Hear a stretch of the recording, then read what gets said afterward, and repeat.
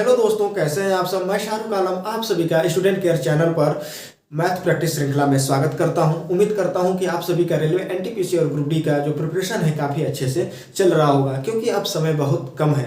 आज के math practice श्रृंखला में मैं आप लोगों के लिए 10 इंपॉर्टेंट क्वेश्चन लेकर आया हूँ, जो रेलवे एनटीपीसी के प्रीवियस ईयर में ये सारे के सारे क्वेश्चन पूछे जा चुके हैं। इस माध्यम से हम लोगों का प्रैक्टिस भी हो जाएगा और हमको ये भी पता चलेगा कि रेलवे जो है किसी प्रकार के क्वेश्चन पूछता है। तो आइए बिना किसी भूमिका के सीधे हम लोग अपने क्वेश्चन पे आते हैं और उनको सॉल्व करते हैं। तो हम लोग का जो पहला क्वेश्चन है, क्वेश्चन ये कह रहा है कि दो सतत संख्याएं ज्ञात कीजिए यदि पहली संख्या का 3 गुना दूसरी संख्या के 2 गुने से 5 अधिक है।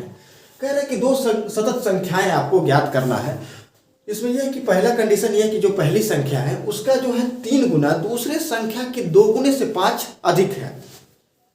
सतत संख्याएं का क्या मतलब है? सतत संख्याएं का मतलब यही होता है कि दो लगातार संख्या, यानी जैसे 1 2 3 4 या 7 8 9 10 ऐसे, ठीक है। तो हमको यहाँ पर सतत संख्याएं मालूम नहीं है, कोई भी हो सकती हैं।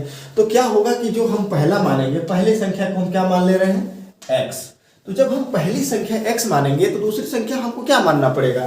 तो जाहिर सी बात है कि हमको जो दूसरी संख्या जो माननी पड़ेगी वो होगी x + 1, यही होगी।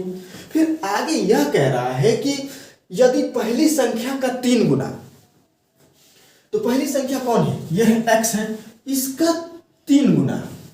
यह कह रहा है कि दूसरी संख्या के 2 गुने से, और दूसरी संख्या क्या है? ये है, इसके 2 गुने से क्या है? 5 अधिक है। 5 कौन अधिक है? पहली संख्या ही अधिक है। तो या तो मैं इसमें से 5 घटा दूं या इधर मैं 5 जोड़ दूं। तो मैं यहाँ पे 5 जोड़ दिया। जब ये 5 जोड़ दिया तो क्या हो गया? यानी दूसरी संख्या और पहली संख्या आपस में क्या हो गई? बराबर हो गई। यानी ये समीकरण बन गया। एक बार और समझते हैं। कह रहा है कि यदि पहली संख्या का 3 गुना दूसरी संख्या के 2 गुने से 5 अधिक है। पहली संख्या का 3 गुना दूसरी संख्या का 2 गुना से कौन अधिक है? पहली जो संख्या 5 अधिक है, इसलिए मैंने दूसरी संख्या में 5 जोड़ दिया। अब इसको हम लोग सॉल्व करते हैं। क्या हो गया? ये 3x = क्या हो गया? 2x + 1 + 5 यानी 5। क्या हो गया? 2x को इधर लाते हैं तो 3x - 2x = क्या हो गया? 6। तो x की वैल्यू क्या हो गई? 6 हो गई। सॉरी, 6 नहीं होगा। जब 2 से गुणा करेंगे तो 2x + ये 2 हो जाएगा। तो कितना हो गया? ये 7। तो 3x - 2x तो कितनी वैल्यू आएगी? x, और x की वैल्यू कितनी होगी? 7। तो उम्मीद करते हैं ये क्वेश्चन आपको समझ में आया होगा। तो यानी पहली जो संख्या है कितनी हो गई? पहली संख्या कितनी हो गई? x। तो दूसरी कितनी माने थे? दूसरी कितना माने थे? x + 1। तो जब पहली संख्या का वैल्यू हमने निकाला कितना? 7 यानी 7। तो दूसरी संख्या क्या हो जाएगी? 7 + 1 यानी 8 यानी 8, यानी 7 + 1 = 8। तो उम्मीद करते हैं क्वेश्चन आपको समझ में आया होगा। आइए हम लोग अपने अगले क्वेश्चन की तरफ बढ़ते हैं। तो दोस्तों क्वेश्चन ये कह रहा है, ये क्वेश्चन नंबर 2 है कि यदि ए और बी के बीच की दूरी कितना है? 300 किलोमीटर है। दो स्कूटर सवार क्रमशः स्थान ए एवं बी से एक दूसरे की ओर एक ही समय प्रस्थान करते हैं। 2.5 घंटे पश्चात उनके बीच की दूरी जो है 25 किमी है। एक स्कूटर सवार की चाल दूसरे से 10 किमी अधिक है, 10 किलोमीटर पर मतलब अधिक है। प्रत्येक स्कूटर सवार की चाल होगी। क्वेश्चन हमसे यही पूछ रहा है। आइए पहले इसको समझते हैं, फिर हम लोग सॉल्व करते हैं। क्वेश्चन ये कह रहा है कि मान लीजिए कोई स्थान ए और कोई स्थान बी है, और इनके जो बीच की दूरी कितना है? 300 किलोमीटर। समझ में आ रही है? और आगे क्वेश्चन ये कह रहा है कि कोई स्कूटर सवार एक यहाँ पे है और एक स्कूटर सवार यहाँ पे है, और दोनों एक ही समय पर चलना प्रारंभ करते हैं एक दूसरे की तरफ, ठीक। आगे ये कह रहा है कि 2.5 घंटे पश्चात, यानी 2.5 घंटा ये भी चल रहा है और 2.5 घंटा ये भी चल रहा है। जब चलते हैं दोनों 2.5 घंटे एक दूसरे की तरफ चलते हैं, तो जो इनके बीच की दूरी है कितनी बच जाती है? मात्र 25 किलोमीटर बच जाती है। आगे ये कह रहा है कि यदि पहले स्कूटर सवार की जो चाल है वो दूसरे स्कूटर सवार के चाल से 10 किलोमीटर अधिक, यानी दूसरा जो है उससे 10 किलोमीटर अधिक है। तो मान लेते हैं कि यदि पहले का जो स्कूटर जो सवार है इसका x है चाल, तो इसका कितना हो जाएगा x प्लस 10, क्योंकि एक का 10 किलोमीटर अधिक है। तो यह कह रहा है कि प्रत्येक का चाल बताइए। तो हमको x की वैल्यू निकालनी है, यानी a और b की जो है हमको चाल निकालना है। तो हम जानते हैं कि क्या होता है, चाल बराबर क्या होता है, दूरी बटा में समय। आप ये जानते हैं। तो एक बात बताइए, इन दोनों ने कितनी दूरी तय की। आप जानते हैं कि जब ये दोनों एक दूसरे की तरफ चल रहे थे तो इनके बीच की दूरी कितनी बची, मात्र 25 किलोमीटर। तो इन्होंने कितनी दूरी तय की, बस इनके बीच की तो दूरी 25 ही किलोमीटर बची है और टोटल दूरी 300 किलोमीटर है। तो दूरी कितनी बची, यानी दोनों लोगों ने मिलकर कितना दूरी तय किया।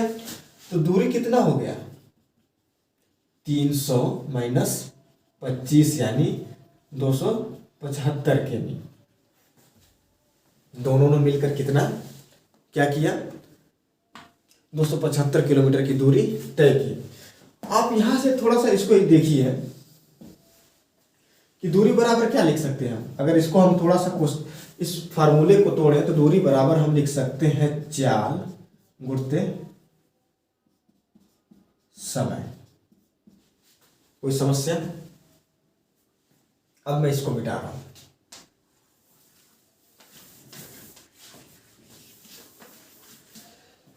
पहले की चाल कितनी है, x, कितना समय लिया, 2.5 घंटे प्लस दूसरे वाली की चाल कितना है, x प्लस 10 यानी x प्लस 10, कितना घंटे चला, 2.5 घंटे। कितना दूरी हो गया, 275 किलोमीटर। बात आई समझ में? यानी 1 किलोमीटर चाल की रफ्तार से 2.5 घंटे में जो दूरी तय किया होगा ये भी कुछ दूरी तय किया होगा, और x प्लस 10 घंटे की चाल से 2.5 घंटे में ये भी कुछ दूरी तय किया होगा। और इन दोनों की जो दूरी होगी कितने के बराबर होगी, 275 किलोमीटर की दूरी के बराबर होगी। तो आइए यहाँ x की वैल्यू निकालते हैं। कितना हो गया, 2.5x प्लस 2.5x प्लस 10 में 2.5 से गुणा करेंगे तो 25 आएगा। ये हो गया 25 इक्वल टू 275। इन दोनों को जोड़ देते हैं तो कितना हो गया, 5x प्लस 25। और जब 25 को हम इधर ले जाएंगे तो ये क्या हो जाएगा, 25 इधर माइनस हो जाएगा तो कितना हो जाएगा ये 250। तो x की वैल्यू कितनी आ गई, x की वैल्यू आ गई 50 किमी पर हावर। यानी एक की जो चाल थी वो कितनी थी, 50 किलोमीटर। तो जब पहले की चाल जो है 50 किलोमीटर पर घंटा है तो दूसरे की कितनी हो जाएगी। तो दूसरे की आप जानते हैं कि जो चाल है कितना है, x प्लस 10। तो 50 प्लस 10 कितना हो गया, 60। तो दूसरे की जो चाल होगी कितना होगा, 60 किलोमीटर पर घंटा। तो उम्मीद करते हैं ये क्वेश्चन आपको समझ में आया होगा। आइए हम लोग अपने अगले क्वेश्चन की तरफ बढ़ते हैं। तो हम लोग का जो अगला क्वेश्चन है, क्वेश्चन ये कह रहा है कि अंडर रूट है ये, यानी करणी में 1 minus sine square theta upon, यानी ये जो सिंबल है भाग का सिंबल है। अगर सही से दिखाई नहीं दे रहा तो मैं बोल दे रहा हूँ, ये भाग का सिंबल है। और क्या है, 1 माइनस कास स्क्वायर थीटा, इसका वैल्यू पूछ रहा है। तो हम जानते हैं कि sine square theta plus cos square theta बराबर क्या होता है, 1। ठीक, तो कॉस स्क्वायर थीटा बराबर हम क्या लिख सकते हैं, 1 माइनस साइन स्क्वायर थीटा। और साइन स्क्वायर थीटा बराबर क्या लिख सकते हैं, 1 minus cos square theta.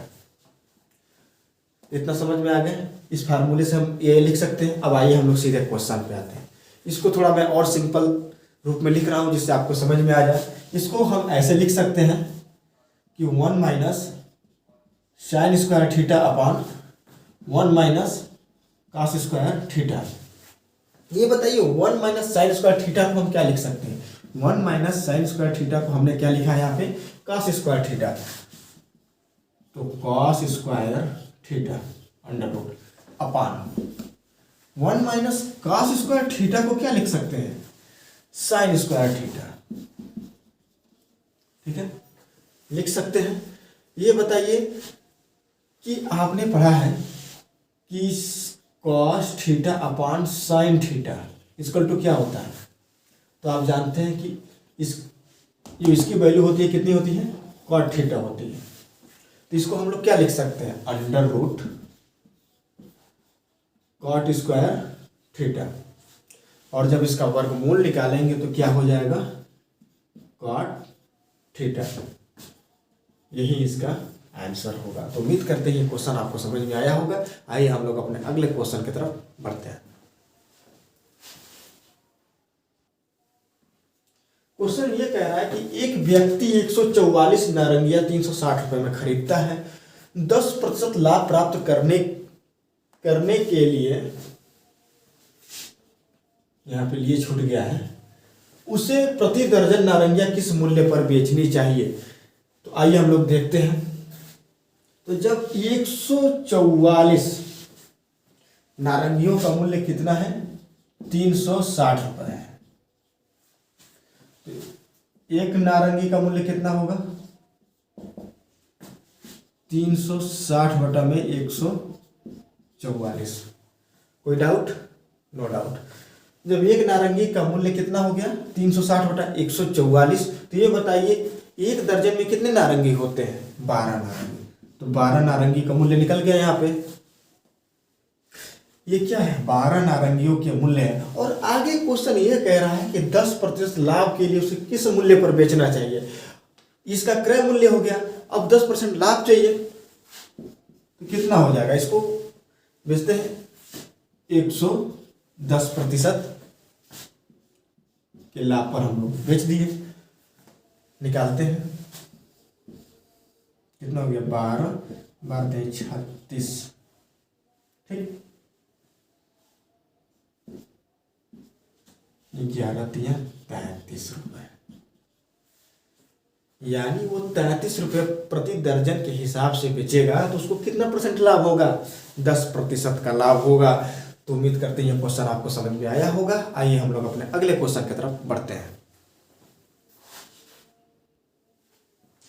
Question ये कह रहा है कि एक टंकी 2 पाइपों X एवं Y द्वारा क्रमशः 5 घंटे एवं 10 घंटे में भरी जाती है। अन्य पाइप Z जो है भरी टंकी को 20 घंटों में खाली कर सकता है। यदि तीनों नलों को एक साथ खोल दिया जाए तो टंकी कितने घंटे में भर जाएगी। क्वेश्चन आपसे यही कह रहा है। कितने पाइप है, X Y Z। ठीक, क्वेश्चन ये कह रहा है कि X जो है 5 घंटे में टंकी को भर दे रहा है, Y जो है कितने घंटे में भर दे रहा है, 10 घंटे में। लेकिन जो Z है ये भरी टंकी को 20 घंटे में खाली कर दे रहा है। तो जो भर रहा है उसके आगे हमें प्लस लगा दे रहा हूं और जो खाली कर रहा है उसको मैं माइनस का चिन्ह लगा दे रहा हूं। ये कितने घंटों में, 20 घंटों में खाली कर देता है।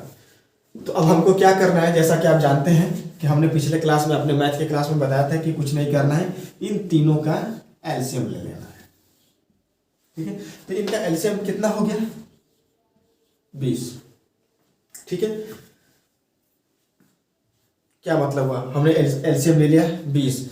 अब इसको थोड़ा सा समझते हैं कि कहने का मतलब ये है कि अगर कोई काम 20 यूनिट है और 20 यूनिट को क्या कर रहा है, एक्स जो है 5 घंटे में पूरा कर रहा है, तो 1 घंटे में कितना करेगा, बस कुछ नहीं करना, भाग दे देना। जब 20 यूनिट काम जो है एक्स जो है 5 घंटे में कर रहा है तो 1 घंटे में कितना करेगा, तो कितना करेगा, 4 यूनिट करेगा। ये कितना करेगा, 2 यूनिट, और ये 1 यूनिट, क्योंकि ये खाली कर रहा है तो 1 घंटे में 1 यूनिट खाली करेगा, इसलिए माइनस का चिन्ह, ये रहा प्लस का चिन्ह। तो ये बताइए पर घंटे कितना काम हो रहा है। तो देखिए पहले 4 2 यानी 6 यूनिट भर रहे हैं, लेकिन 1 यूनिट खाली भी हो रहा है, यानी -1 यानी 5। तो पर घंटे कितने यूनिट काम हो रहा है, 5 यूनिट, और टोटल काम कितना है, 20। तो यानी 20/5, यानी कितना हो गया, 5 चौके 20, 4 घंटा। यानी जो टोटल काम है कितने घंटे में पूरा होगा, यानी तीनों को अगर एक साथ खोल दिया जाए तो टंकी भरने में कितना समय लगेगा, 4 घंटा समय लगेगा। तो उम्मीद करते हैं ये क्वेश्चन आपको समझ में आया होगा। आइए हम लोग अपने अगले क्वेश्चन की तरफ बढ़ते हैं। तो क्वेश्चन ये कह रहा है कि a² - b² upon a + b बराबर 25 यानी 25। तो a - b की वैल्यू क्या होगी, क्वेश्चन हमसे ये पूछ रहा है। तो आप लोगों को फार्मूला याद होगा कि a² - b² बराबर होता है एक कोष्टक में a + b और दूसरे कोष्टक में क्या होता है, a - b। यही वैल्यू ऊपर पुट कर देते हैं। तो क्या लिख सकते हैं ऊपर, a + b एक कोष्टक में, दूसरे कोष्टक में लिख सकते हैं a - b, और नीचे क्या है, a + b इक्वल टू कितना है, 25 यानी 25। तो देख रहे हैं कि a + b से और a + b कैंसिल हो गया, क्या बचा, a - b, और a - b की वैल्यू कितना दिया है ऑलरेडी, 25। तो a - b की जो वैल्यू होगी 25 हो गई, यानी 25 हो गई। तो उम्मीद करते हैं क्वेश्चन समझ में आया होगा। आइए अगले क्वेश्चन की तरफ बढ़ते हैं। तो आइए इस क्वेश्चन को हम लोग फटाफट देखते हैं। क्वेश्चन ये कह रहा है कि एक व्यक्ति 25% की हानि पर एक मेज 4200 रुपये में बेचता है। 25% लाभ प्राप्त करने के लिए उस मेज को किस मूल्य पर बेचना चाहिए, क्वेश्चन कर रहा है। तो अगर आपने लाभ हानि चैप्टर पढ़ा है, नहीं पढ़ा है, तो आप हमारे प्लेलिस्ट पे जाकर, स्टूडेंट केयर के प्लेलिस्ट पे जाकर आप वहाँ से लाभ हानि भी पढ़ सकते हैं। काफ़ी मैंने वहाँ पर विस्तृत रूप से वहाँ पे हमने पढ़ाया है। यहाँ पर भी मैं थोड़ा सा आप लोगों को एक हिंट दे रहा हूँ। आप जानते हैं कि जो लाभ हानि जो होता है वो किस पे डिपेंड होता है, क्रय मूल्य पर ही होता है। तो आइए हम लोग देखते हैं। आप जानते हैं कि लाभ बराबर क्या होता है, लाभ बराबर होता है विक्रय मूल्य ऋण क्रय मूल्य। हानि बराबर क्या होता है,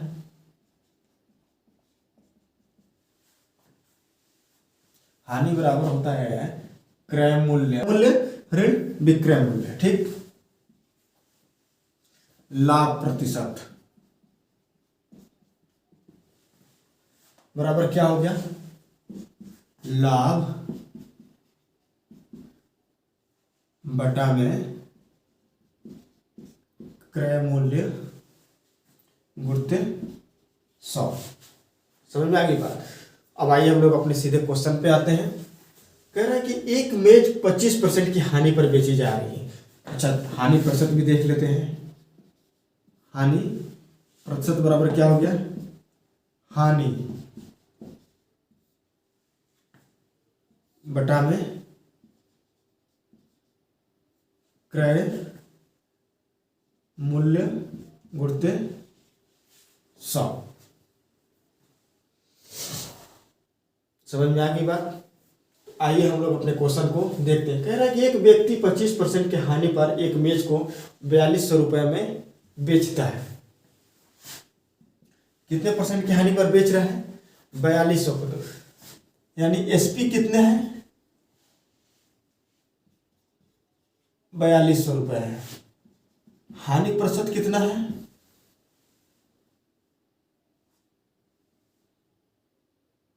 25%।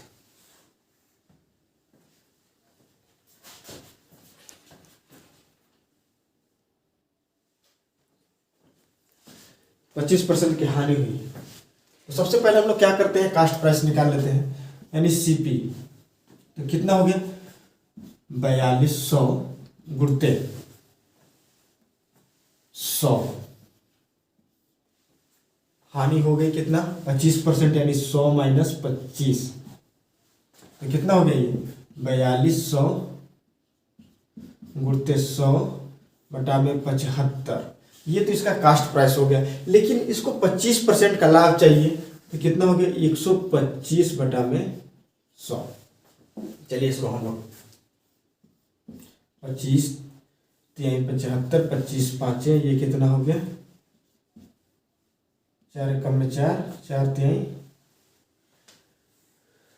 3 चौके 12, 14 5 70, यानी 7000 रुपये। यानी उसको 25% का लाभ कमाने के लिए कितना बेचना चाहिए, 7000 रुपये में बेचना चाहिए। तो उम्मीद करते हैं कि ये क्वेश्चन आपको समझ में आया होगा। आइए हम लोग अपने अगले क्वेश्चन की तरफ बढ़ते हैं। तो जो हम लोग का अगला क्वेश्चन है ये रेलवे एनटीपीसी के प्रीवियस ईयर में पूछ चुका है। सन 2016 के एग्जाम में ये पूछा था। काफी खूबसूरत क्वेश्चन है, थोड़ा सा टेक्निकल है। तो क्वेश्चन ये कह रहा है कि 1 मिनट 12 सेकेंड का समय 1 घंटे का कितना प्रतिशत है। तो आप जानते हैं कि 1 मिनट में कितना सेकेंड होता है, 60 मिनट। तो 1 मिनट 60 मिनट और 12 सेकेंड और जोड़ देते हैं, यानी कितना हो गया, 72 सेकेंड जो है 1 घंटे का कितना प्रतिशत है। तो आप जानते हैं कि 1 घंटे में कितना मिनट होते हैं, 60 मिनट, और पर मिनट में कितना सेकेंड होता है, 60 सेकेंड।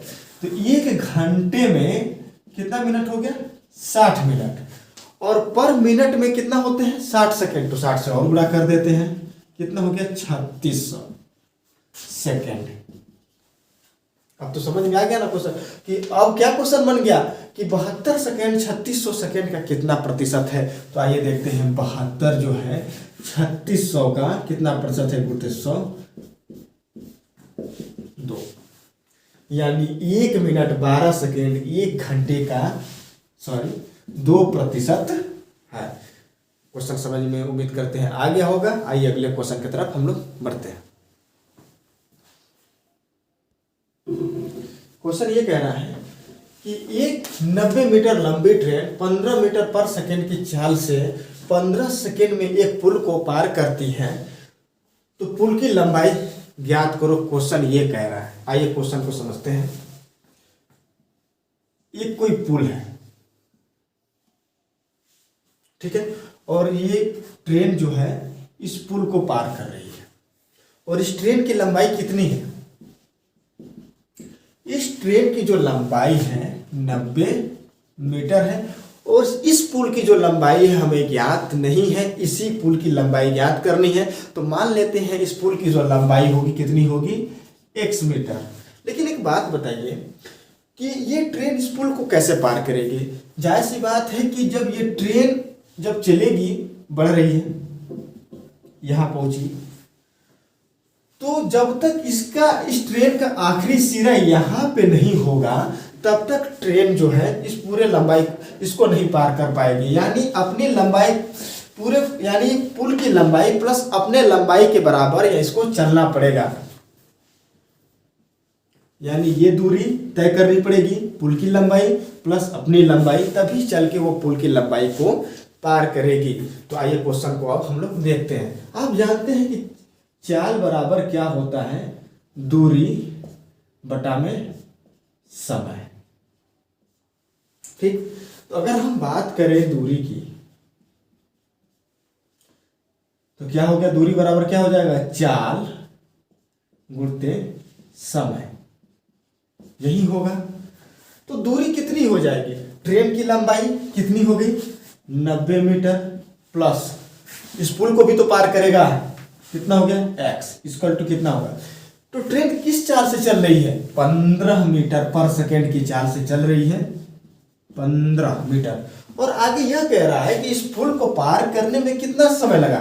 तो इस पुल को पार करने में 15 सेकेंड लगा, यानी यहां से लेकर यहां तक की जो दूरी तय की वो कितने देर में दूरी तय की, 15 सेकेंड में इसने इस दूरी को तय किया। तो गुणते 15, तो कितना हो गया, 90 प्लस x इक्वल टू ये कितना हो गया, 225। तो x बराबर क्या हो जाएगा, 90 को इधर भेज देते हैं, तो 225 माइनस 90 कितना हो जाएगा, ये हो जाएगा 135 मीटर। तो यानी जो पुल की लंबाई है, यही तो लंबाई x पुल की लंबाई है, तो पुल की लंबाई कितना हो गया, 135 मीटर। तो उम्मीद करते हैं ये क्वेश्चन आपको समझ में आया होगा। आइए हम लोग अपने अगले क्वेश्चन की तरफ बढ़ते हैं। तो दोस्तों अगले क्वेश्चन में एक समीकरण दिया है। समीकरण क्या दिया है, x plus 1 y plus 1/3 plus y plus 2/5 equal to 3, यानी x plus y plus 1/3 plus y plus 2/5 बराबर कितना है, 3। तो पूछ रहा है कि y की वैल्यू क्या होगी। तो आइए देखते हैं, कुछ नहीं करना है इसमें, इसका एलसीएम हम ले लेते हैं। कितना हो गया 15 यानी 15 कितना हो गया y+1, और जब 3 से 15 में भाग देंगे तो कितना हो गया 5 से हो गया, प्लस ये कितना हो जाएगा y+2 इंटू 3 इक्वल टू कितना 3 हो गया। इसको और क्या लिख सकते हैं 5y+1 प्लस 3y+2 कोष्टक में इक्वल टू 45, क्योंकि जब 15 इधर जाएगा और 3 से गुणा होगा तो कितना होगा 45 यानी 45। अब ये जो कोष्टक है इनका गुणा करते हैं तो कितना हो गया 5y+5 प्लस 3y+3 यही होगा। इन दोनों को जोड़ देते हैं कितना हो गया 8y+8, सॉरी ये 3 नहीं होगा, ये हो गया 6, ठीक। तो ये 6 5 कितना हो गया 11 यानी 11। तो 8y बराबर कितना हो जाएगा 45 माइनस 11, तो 8y इक्वल टू हो गया आपका 34 यानी 34। तो y बराबर अगर हम करें तो 34/8, तो ये कितना हो गया 17/4 यानी 17/4, और इसको जब भाग देंगे तो 4.25 आंसर इसका आएगा। तो जो y की वैल्यू होगी कितना हो गया 4/25, सॉरी 4 × 25। तो उम्मीद करते हैं ये क्वेश्चन आपको समझ में आया होगा। तो दोस्तों आज के क्लास में बस इतना ही तक। अगर आप हमारे चैनल पर नए हैं तो प्लीज़ हमारे चैनल को सब्सक्राइब करें, बेल आइकन को जरूर क्लिक करें, क्योंकि जब भी हम कोई नया वीडियो डालें आपके पास तुरंत उसका नोटिफिकेशन पहुंच सके। और इसके साथ ही साथ इस वीडियो को अपने दोस्तों के बीच में ज़्यादा से ज़्यादा शेयर करें जिससे वो भी लाभान्वित हो सकें। तो अगले क्लास तक के लिए दीजिए इजाज़त, धन्यवाद।